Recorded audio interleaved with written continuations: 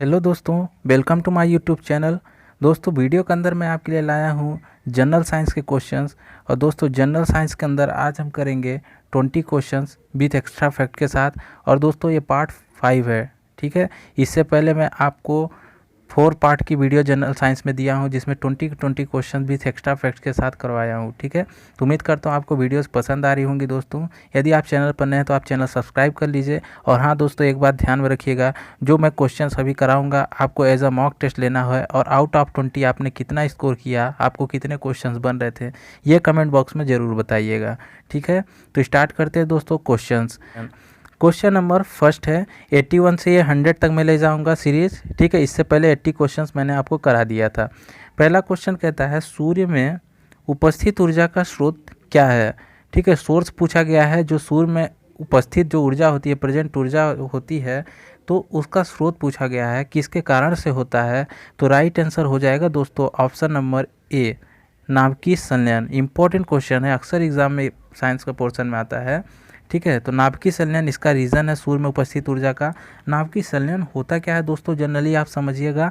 नाभिकीय संलयन की प्रक्रिया के अंदर क्या होता है, दो छोटे हल्के नाभिक, ठीक है, परमाणु जो हैं आपस में संलयित होकर, छोटे छोटे हल्के नाभिक परमाणु आपस में सम्मिलित होकर बड़े वाले नाभिक का निर्माण करते हैं, भारी परमाणु नाभिक का निर्माण करते हैं।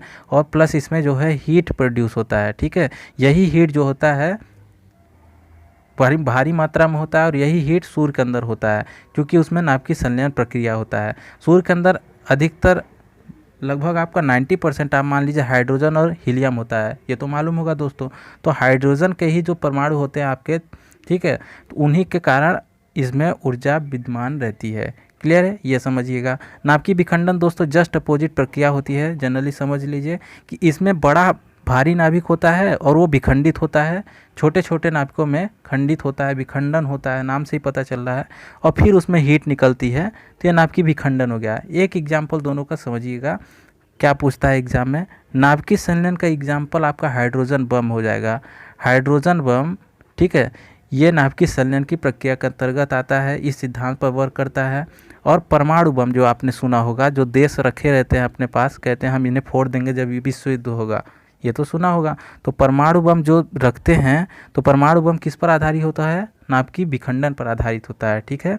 अब दोनों में थोड़ा सा डिफरेंस समझिए कि जो हाइड्रोजन बम होता है ना, हाइड्रोजन बम ज़्यादा ऊर्जा निकलती है हाइड्रोजन बम में, क्योंकि संलयन प्रक्रिया में ज़्यादा ऊर्जा निकलती है विखंडन की तुलना में, इसलिए हाइड्रोजन बम ज़्यादा शक्तिशाली होता है परमाणु बम की तुलना में, ठीक है दोस्तों। नेक्स्ट क्वेश्चन देखते हैं। क्वेश्चन नंबर सेकंड है दोस्तों, रेडियन कार्बोरेटर का प्रयोग किस प्रकार के इंजन में किया जाता है। तो रेडियन कार्बोरेटर का प्रयोग किया जाता है दोस्तों ऑप्शन नंबर बी राइट हो जाएगा, पेट्रोल इंजन में, ठीक है। पेट्रोल इंजन में यूज होता है रेडियन कार्बोरेटर। थोड़ा दोस्तों इसमें से एक पॉइंट ये ध्यान में रखिएगा, पूछा जाता है डीजल इंजन का आविष्कार किसने किया था। तो नाम ध्यान में रखिएगा, रुडोल्फ डीजल ने, ठीक है। रुडोल्फ डीजल ने डीजल इंजन का आविष्कार किया। और पेट्रोल इंजन का आविष्कार किया था आपका निकोलस ओट्टो ने, ठीक है, निकोलस ओट्टो ने। तो ये दोनों नाम ध्यान में रखिएगा, पूछा जाता है इनके आविष्कारक कौन है। नेक्स्ट क्वेश्चन है क्वेश्चन नंबर 83 यानी थर्ड क्वेश्चन आज का, एक्सरे की खोज किसके द्वारा की गई थी। तो एक्सरे इंपॉर्टेंट खोज है दोस्तों, यह ऑप्शन नंबर सी राइट हो जाएगा, रॉन्टजन ने की थी एक्सरे की खोज, ठीक है दोस्तों। अदर ऑप्शन की बात करें तो मैडम क्यूरी समझिएगा, मैडम क्यूरी इन्होंने रेडियम की खोज की थी। किसकी दोस्तों, रेडियम की खोज की थी। और इसके अलावा फैराडे दोस्तों, तो माइकल फैराडे इन्होंने खोज की थी, विद्युत चुम्बकीय प्रेरण का इन्होंने सिद्धांत दिया था, ठीक है। विद्युत चुम्बकीय प्रेरण का सिद्धांत किसने दिया था दोस्तों, तो माइकल फैराडे ने दिया था, फैराडे ने। और न्यूटन की बात तो दोस्तों आपको मालूम ही होगी, ठीक है, सर आइजैक न्यूटन ने, इन्होंने गुरुत्वाकर्षण का सबसे महत्वपूर्ण इनकी जो खोज थी ना, गुरुत्वाकर्षण, अक्सर ये एग्जाम में पूछा जाता है, गुरुत्वाकर्षण नियम उसका सिद्धांत किसने दिया था, सर आइजैक न्यूटन ने, ठीक है। तो ये इंपॉर्टेंट पॉइंट ध्यान रखिएगा। नेक्स्ट क्वेश्चन है दोस्तों क्वेश्चन नंबर 4, हाइपरमेट्रोपिया किस रोग का नाम है, पूछा गया है। तो हाइपरमेट्रोपिया आपको मालूम होना चाहिए, ऑप्शन नंबर बी राइट हो जाएगा, दूरदृष्टि दोष। ठीक है। दूरदृष्टि दोष को हाइपरमेट्रोपिया के नाम से भी जाना जाता है, तो यह सहनाम इसका उपनाम कह सकते हैं, ये ध्यान में रखिए। वहीं बात करें निकट दृष्टि दोष के बारे में, तो निकट दृष्टि दोष को मायोपिया भी कहा जाता है। क्लियर है। तो ये दोनों नाम आपको ध्यान में रखने हैं। थोड़ा इंपॉर्टेंट पॉइंट ध्यान में रखिएगा दोस्तों, निकट दृष्टि दोष से जो प्रभावित व्यक्ति होगा, जिस व्यक्ति को यह दोष होगा, तो उसको दूर की वस्तुएं नहीं दिखाई देंगी। क्लियर है। वहीं पास दोस्तों दूर दृष्टि दोष से प्रभावित व्यक्ति को पास की वस्तुएं धुंधली दिखाई देंगी। ठीक है। तो अपोजिट जैसे रहता है। ठीक है। निकट दृष्टि दोष में दूर की वस्तुएं, दूर दृष्टि दोष में पास की वस्तुएं।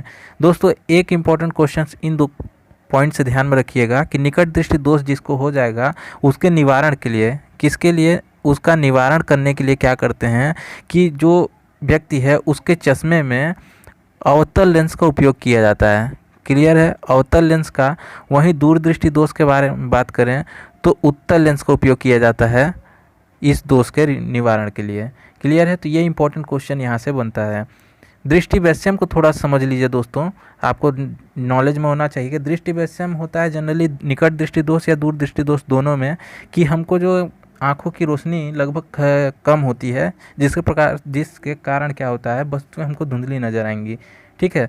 तो क्या होता है, डायरेक्ट प्रकाश जो होता है, प्रकाश जब पड़ेगा डायरेक्ट पड़ता है कॉर्निया में, और कॉर्निया का अनियंत्रित रूप से उसका आकार में वृद्धि वगैरह होना, यही दृष्टि वैषम्य कहलाता है। ठीक है। तो अक्सर होता है जब अंधेरे में हम कोई काम करते हैं, मोबाइल वगैरह यदि चलाते हैं अंधेरे में, तो उसका रीज़न यही दृष्टि वैषम्य होता है। क्लियर है। अगला क्वेश्चन है, क्वेश्चन नंबर 5 देखते हैं। रक्तचाप मापने वाले यंत्र का नाम क्या है? तो रक्तचाप यानी ब्लड प्रेशर नापने वाला यंत्र दोस्तों ऑप्शन नंबर ए राइट हो जाएगा, स्फिग्मोमैनोमीटर। स्फिग्मोमैनोमीटर कहा जाता है, या कह सकते हैं इस यंत्र का उपयोग किया जाता है रक्तचाप को मापने के लिए। ठीक है। बात करें अदर ऑप्शन जो दिए गए हैं, तो थोड़ा सा डिस्क्रिप्शन ध्यान में रखिएगा कि मैनोमीटर का उपयोग करते हैं प्रेशर को मेज़र करने के लिए। ठीक है। प्रेशर मेज़र करने के लिए। वहीं बैरोमीटर की बात करें तो बैरोमीटर आपका यूज़ किया जाता है दोस्तों एटमॉस्फेरिक प्रेशर यानी वायुमंडलीय दाब को मापने के लिए। ठीक है। और हीमोमीटर की बात करें दोस्तों तो रक्त में हीमोग्लोबिन की मात्रा को निर्धारित करने के लिए, ठीक है, यानी हीमोग्लोबिन की मात्रा को निर्धारित करने के लिए हीमोमीटर का यूज़ किया जाता है। ठीक है। नेक्स्ट क्वेश्चन देखते हैं। क्वेश्चन नंबर 6 है, एनीमिया नामक रोग किसकी कमी के कारण होता है? एनीमिया नामक रोग इम्पोर्टेंट क्वेश्चन है ना। तो एनीमिया नामक रोग आपका होता है दोस्तों ऑप्शन नंबर सी राइट हो जाएगा, खून की कमी के कारण। बॉडी में खून की कमी हो जाए तो उसके कारण जो रोग होगा ना, उसको एनीमिया कहते हैं। ठीक है। बात करें दोस्तों पानी की कमी से, तो पानी की कमी से जनरली आप जानते हैं कोई एक विशेष रोग नहीं होता है, इससे कई प्रकार की आपको लक्षण सिम्टम्स दिखेंगे, सिर का दर्द होना, कब्ज़ वगैरह। ठीक है। जोड़ों में आपका जलन दर्द रहेगा, तो ये सब भी प्रॉब्लम पानी की वजह से होता है। डिहाइड्रेशन रहेगा। ठीक है। स्किन आपकी ड्राई रहेगी, तो ये कारण होता है पानी की कमी से। एक इम्पोर्टेंट पॉइंट ये ध्यान रखिएगा, पानी के बारे में पूछा जाता है क्वेश्चन में कि हमारे मानव शरीर का कितना भाग जो है पानी रहता है, तो लगभग 60%। ठीक है। 60%, 65 कर लीजिए, 65 है एग्जैक्ट डाटा रखिए, 65% पानी होता है। क्लियर है। बात करें हाइड्रोजन की कमी से, तो दोस्तों हाइड्रोजन की कमी से भी आपका स्कर्वी रोग वगैरह होता है, क्योंकि 10% लगभग बॉडी में हाइड्रोजन विद्यमान रहता है। ठीक है। जो हमारे शरीर में जो कुछ हानिकारक कह सकते हैं विषाक्त पदार्थ वगैरह होते हैं, उनको नष्ट करने के लिए हाइड्रोजन काम आता है, क्योंकि ये तरल पदार्थों में मिला रहता है। ठीक है। तो उस काम में हाइड्रोजन आपका काम आता है। जैसे आपका मान लीजिए जॉइंट्स जहाँ रहते हैं, जॉइंट्स में लुब्रिकेटेड के लिए हाइड्रोजन ही उपयोग होता है, तो इसलिए हाइड्रोजन की कमी से ये प्रॉब्लम्स आती हैं। ठीक है। तो 10% लगभग हाइड्रोजन और 65% पानी शरीर में रहता है। क्लियर है। बात करें दोस्तों वसा की कमी से, इसकी भी नॉलेज रखिए आप कि वसा की कमी, वसा में घुलनशील विटामिन आपको मालूम होगा बी और सी होती है। क्लियर है। और बी और सी विटामिन वसा में जब घुलनशील होता है और फिर वसा की ही कमी हो जाए तो ये विटामिन भी कम होंगे, और जब ये विटामिन कम होंगे तो इनके कारण जो जैसे सी विटामिन हो, इसकी कमी से स्कर्वी रोग वगैरह होता है, बेरी रोग बी विटामिन की वजह से होता है, तो ये सभी फिर आपको कमियां बॉडी में नज़र आती हैं। क्लियर है। नेक्स्ट क्वेश्चन नंबर 7 देखते हैं। पानी का सर्वाधिक घनत्व किस डिग्री सेल्सियस पर होता है? इंपॉर्टेंट क्वेश्चन है, सरल क्वेश्चन है दोस्तों, लेकिन बार बार पूछा जाता है। राइट आंसर हो जाएगा option number A 4 degree Celsius. 4 degree Celsius पर पानी का ये सर्वाधिक घनत्व होता है। ठीक है, बात करें 0 डिग्री सेल्सियस पर, तो 0 डिग्री सेल्सियस पर दोस्तों पानी जो होता है ना वो हिम हो जाते हैं, हिमांक पॉइंट है इसका। ठीक है, हिमांक पॉइंट होता है पानी का, यानी वो ठोस फॉर्म को लेता है। ठीक है, ठोस रूप में हो जाता है। और बात करें 100 डिग्री सेल्सियस पर, तो 100 डिग्री सेल्सियस पर दोस्तों गैसियस स्टेट यानी वाष्प में परिवर्तित हो जाता है पानी। तो ये दोनों पॉइंट ध्यान में रखिएगा। अगला क्वेश्चन, क्वेश्चन नंबर 8 है, मानव शरीर में कुल हड्डियों की संख्या कितनी होती है? तो कुल हड्डियों की संख्या, टोटल बोन्स पूछा गया है बॉडी के अंदर। Right answer option number D हो जाएगा, 206 हड्डियाँ होती है दोस्तों। ठीक है, पूछा जाता है कभी कभी नवजात शिशुओं में हड्डियों की संख्या ना, तो राइट आंसर आपका 300 लगाइएगा। ठीक है, लगभग 300 हड्डियाँ होती हैं जब नवजात शिशु होता है। ठीक है, लेकिन बाद में जैसे जैसे वृद्धि होती है तो कुछ हड्डियाँ जो होती हैं आपस में ज्वाइंट होती हैं, जिसके कारण फिर बचती हैं लास्ट में वयस्क पुरुष में, वयस्क शरीर में। ठीक है, 206 हड्डियाँ। तो 300 ही डाटा ध्यान में रखिएगा दोस्तों, क्योंकि कहीं कहीं देखेंगे आपको 260 भी दिखेगा। ठीक है, 340 भी दिखेगा, तो आपको एग्जैक्ट 300 ही रखिए, क्योंकि बहुत से बुक में यही प्रीफर किया गया है। अगला क्वेश्चन है, क्वेश्चन नंबर 9 है, ध्वनि की चाल मील प्रति घंटा में कितनी होती है? मील प्रति घंटा में पूछा गया है। राइट आंसर हो जाएगा ऑप्शन नंबर डी दोस्तों, 760 मील प्रति घंटा ये ध्वनि की चाल है। ठीक है, मील प्रति घंटा में। ओके, बात करते हैं दोस्तों, कई माध्यम में ध्वनि की चाल पूछी जाती है। वायु हो गया, आपका जल में हो गया, ठीक है, ठोसों में हो गया। तो सबसे ज़्यादा ध्वनि किस में आपकी तारीफ होती है? ठीक है, विचरण करती है मतलब, तो ध्वनि की चाल सबसे ज़्यादा होती है ठोसों में। किस में? ठोसों में। और ठोस में भी आपका ऑप्शन दिया रहता है स्टील। ठीक है, ऑप्शन में कैसा रहेगा कि ध्वनि की चाल सबसे ज़्यादा किस में होती है, दे देगा ऑप्शन ठोस में, तो ठोस में रहेगा स्टील, स्टील, वायु, जल, ऐसा करके दे देगा। तो आपको राइट करना है क्या, स्टील में सबसे ज़्यादा होती है, लगभग 5900 कुछ 30 मीटर पर सेकेंड समथिंग होता है। ठीक है, ये इसकी चाल है, किसमें? ठोस में सबसे ज़्यादा होती है। पूछा जाता है अक्सर दोस्तों ध्वनि की चाल वायु में कितनी होती है? ठीक है, वायु वाला अक्सर पूछता है, तो 332, ठीक है, 332 मीटर पर सेकेंड, क्लियर है, ये वायु में होती है। अगला क्वेश्चन देखते हैं, क्वेश्चन नंबर 90 है, यानी क्वेश्चन नंबर आज का ये 10 है। आयोडीन किस शैवाल से प्राप्त किया जाता है? आयोडीन पूछा गया है। राइट आंसर हो जाएगा option number C, laminaria. Laminaria शैवाल से आयोडीन प्राप्त किया जाता है। बात हुई है यहाँ दोस्तों शैवाल के बारे में, तो शैवाल के बारे में एक इम्पॉर्टेंट पॉइंट ये ध्यान में रखिएगा कि शैवालों का अध्ययन फाइकोलॉजी कहलाता है। फाइकोलॉजी के अंतर्गत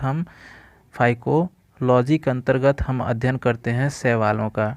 ठीक है, ये एक इम्पॉर्टेंट पॉइंट बनता है। और शैवालों के अंतर्गत एक इम्पॉर्टेंट पॉइंट ये ध्यान में रखिए कि इनमें जो कोशिका होती है वो प्रोकैरियोटिक टाइप की होती है। कैसी होती है? कैरियोटिक टाइप की होती है। ठीक है, जिसमें आपका जो विभाजन होता है कोशिका का वो असूत्री प्रकार का होता है। नेक्स्ट क्वेश्चन है दोस्तों क्वेश्चन नंबर 91, यानी आज का 11वां नंबर क्वेश्चन है, केचुए की कितनी आँखें होती हैं? ठीक है, केचुए की आंखें पूछी गई हैं, बहुत ही इंपॉर्टेंट क्वेश्चन है दोस्तों। राइट आंसर हो जाएगा ऑप्शन नंबर ए, एक भी नहीं। ठीक है, केचुए की एक भी नहीं आंखें नहीं होती हैं। ठीक है, ना ही एक केचुआ सुन सकता है ना ही देख सकता है। ठीक है, केवल और केवल इसमें यदि एक क्वेश्चन ये बनता है, ये तो इम्पोर्टेंट क्वेश्चन है, इसके अलावा बनता है इसमें हृदय कितने होते हैं, दिल जो होते हैं, तो 5 जोड़े दिल होते हैं।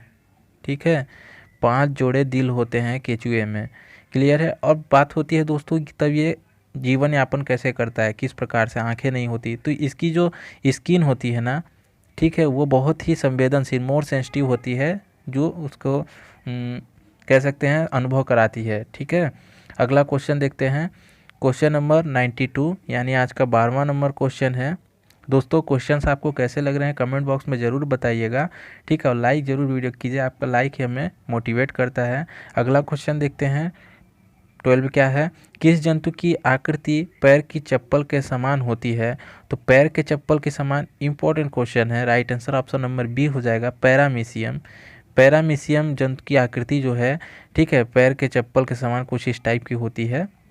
क्वेश्चन नंबर 93 यानी 13 नंबर क्वेश्चन है, दांत मुख्य रूप से किस पदार्थ के बने होते हैं? तो दांत बना होता है दोस्तों, ऑप्शन नंबर सी राइट हो जाएगा, डेंटाइन के, ठीक है, डेंटाइन के बने होते हैं दांत। और बात करें अदर ऑप्शन तो ग्रेफाइट का उपयोग मुख्यतः आपको मालूम ही होगा पेंसिल में यूज किया जाता है, ठीक है, तो पेंसिल बनाने में ग्रेफाइट का यूज किया जाता है। और टंगस्टन की बात करें दोस्तों तो टंगस्टन से एक इम्पॉर्टेंट क्वेश्चन ये बनता है कि जो आपका जो बल्ब होता है, ठीक है, बल्ब का जो फिलामेंट होता है जो जलता है तो वो फिलामेंट टंगस्टन का ही बना रहता है। क्लियर है, टंगस्टन ध्यान में रखिएगा। नेक्स्ट क्वेश्चन है दोस्तों क्वेश्चन नंबर 94, मानव शरीर में सबसे लंबी कोशिका कौन सी होती है? तो मानव शरीर की सबसे लंबी कोशिका होती है दोस्तों, ऑप्शन नंबर बी राइट हो जाएगा, तंत्रिका कोशिका, ठीक है, ये सबसे लंबी कोशिका होती है। यहीं बात कर ले सबसे बड़ी कोशिका कौन सी होती है? तो सबसे बड़ी कोशिका होती है अंडा यानी अंडाणु, ठीक है, डिम्ब, जिसको डिम्ब भी कहते हैं, ठीक है, तो डिम्ब नाम ध्यान में रखिए। और सबसे छोटी कोशिका पूछ ले तो शुक्राणु हो जाएगा, ठीक है, शुक्राणु ये सबसे छोटी कोशिका। तो लंबी, बड़ी और छोटी कोशिका ध्यान में रखना है आपको, क्वेश्चन यहाँ से बनते हैं। थोड़ा बात करते हैं दोस्तों यकृत के बारे में।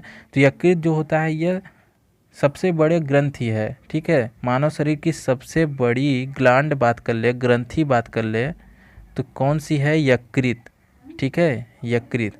दूसरी सबसे बड़ी ग्रंथि बात कर ले तब अग्नाशय, अग्नाशय दोस्तों, ठीक है, तो ये दोनों ग्रंथियाँ आपको ध्यान रखना है, फर्स्ट में ये रहती है, सेकंड में ये सबसे बड़ी, फिर उसके बाद दूसरे नंबर पर अग्नाशय। नेक्स्ट क्वेश्चन, क्वेश्चन नंबर 95 यानी 15 नंबर क्वेश्चन, कैंसर संबंधी रोगों का अध्ययन कहलाता है? तो कैंसर संबंधी रोगों का अध्ययन हम करते हैं, राइट आंसर आपका ऑप्शन नंबर ए हो जाएगा, ऑर्गेनोलॉजी। बहुत ही इंपॉर्टेंट क्वेश्चन है दोस्तों, मैं आपको बता दूं ये अध्ययन वाले क्वेश्चन 110% 1 से 2 क्वेश्चन आपको देखने को मिलेंगे एग्जाम में, ठीक है, तो इसको प्रिपेयर कर लीजिए बढ़िया से। कैंसर संबंधी रोगों का अध्ययन ऑर्गेनोलॉजी के अंतर्गत करते हैं। फाइकोलॉजी के अंतर्गत अभी हमने पढ़ा शैवालों का अध्ययन करते हैं, ठीक है, फाइकोलॉजी के अंदर आपका शैवालों का अध्ययन करते हैं, ठीक है। बायोलॉजी तो आपको मालूम है वनस्पति विज्ञान यानी वनस्पतियों का अध्ययन हम करते हैं, ठीक है। नेक्स्ट क्वेश्चन है दोस्तों क्वेश्चन नंबर 96, अंगूर में कौन सा अम्ल पाया जाता है? तो अंगूर में दोस्तों राइट आंसर हो जाएगा ऑप्शन नंबर सी, टार्टरिक अम्ल पाया जाता है, ठीक है, टार्टरिक अम्ल पाया जाता है अंगूर में। इसके अलावा बात करते हैं अदर ऑप्शन की, तो ऑक्जेलिक अम्ल पाया जाता है दोस्तों आपका पालक में, ठीक है, पालक में पाया जाता है ऑक्जेलिक अम्ल। साइट्रिक अम्ल आपका पाया जाता है खट्टे फलों में, खट्टे फल में आपका नींबू प्लस संतरा, ठीक है, ये आप जोड़ लीजिए इसमें। इसके अलावा बात करें टार्टरिक अम्ल, हमने बात कर ली अंगूर में पाया जाता है। अंगूर के अलावा टार्टरिक अम्ल आपका केला में पाया जाता है और इमली में पाया जाता है, ठीक है, केला, इमली, अंगूर में कौन सा अम्ल? टार्टरिक अम्ल। ऑक्जेलिक अम्ल पालक में, साइट्रिक अम्ल नींबू और संतरा में। फार्मिक अम्ल की बात करें तो यह चींटियों के डंक में, लाल चींटी, ठीक है, चींटी के डंक में, वो भी लाल चींटी ध्यान में रखिएगा, और प्लस डंक रहित मधुमक्खियों में, ठीक है, तो मधुमक्खियों में भी पाया जाता है जो डंक रहित होती है उनमें फार्मिक अम्ल। इसके अलावा बात करें दोस्तों एक अम्ल और आपको ध्यान में रखना है एस्कार्बिक एसिड, ठीक है, एस्कार्बिक अम्ल, और ये एस्कार्बिक अम्ल विटामिन सी का रासायनिक नाम है, विटामिन सी का रासायनिक नाम है, और किस में पाया जाता है? तो आंवला में, ठीक है, ये पॉइंट आप ध्यान रखिए अम्लों के बारे में। नेक्स्ट क्वेश्चन है 97 यानी 17 नंबर क्वेश्चन, मांसपेशियों में किस अम्ल के एकत्रित होने से थकावट आती है? ठीक है, थकावट का रीज़न है दोस्तों, राइट आंसर हो जाएगा आपका ऑप्शन नंबर ए, लैक्टिक अम्ल। लैक्टिक अम्ल के एकत्रित होने से स्टोरेज जब हो जाएगा मांसपेशियों में तो थकावट का रीज़न बनता है, क्लियर है। और लैक्टिक अम्ल बात करें किस में पाया जाता है, तो ये दूध में पाया जाता है लैक्टिक अम्ल, ओके। और बात करें दोस्तों अदर ऑप्शन, तो आपको भी हमने बताया ऑक्जेलिक अम्ल पालक में, फार्मिक अम्ल चींटियाँ या डंक रहित मधुमक्खियों में, टार्टरिक अम्ल आपका पाया जाता है अंगूर, केला और इमली में, ठीक है। नेक्स्ट क्वेश्चन है क्वेश्चन नंबर 98 यानी आपका 18 नंबर, निम्नलिखित में से कौन सी राशि सदिश नहीं है? ठीक है, सदिश राशि किसको बोलते हैं? ऐसी राशि जिसको व्यक्त करने के लिए दिशा और परिमाण दोनों की आवश्यकता होती है। लेकिन यही बात करें अदिश राशि की, तो ऐसी राशि जिसको व्यक्त करने के लिए केवल आपका परिमाण की आवश्यकता होती है, दिशा का ज्ञान नहीं होता उसमें। ठीक है, तो वेग आपका कैसी राशि है? वेग आपकी सदिश राशि है। विस्थापन कैसी राशि है? सदिश राशि है। बल कैसी राशि है? ये सदिश राशि है। लेकिन आयतन की बात करेंगे तो आयतन में परिमाण तो निहित होता है, लेकिन दिशा का कोई ज्ञान नहीं होता, इसलिए आयतन आपका एक अदिश राशि है और राइट आंसर आपका ऑप्शन नंबर डी होगा। बाकी 3 आपकी सदिश राशि हैं। बात करें इनके मात्रक की, तो वेग का एसआई मात्रक होता है मीटर पर सेकेंड। विस्थापन जो होता है आपका, ये आपका मीटर में हम, ठीक है, मीटर हो जाएगा। और बल का एसआई मात्रक दोस्तों आपका न्यूटन हो जाएगा, न्यूटन एसआई। और सीजीएस मात्रक इसका ध्यान रखिएगा, डाइन, अक्सर ये पूछा जाता है।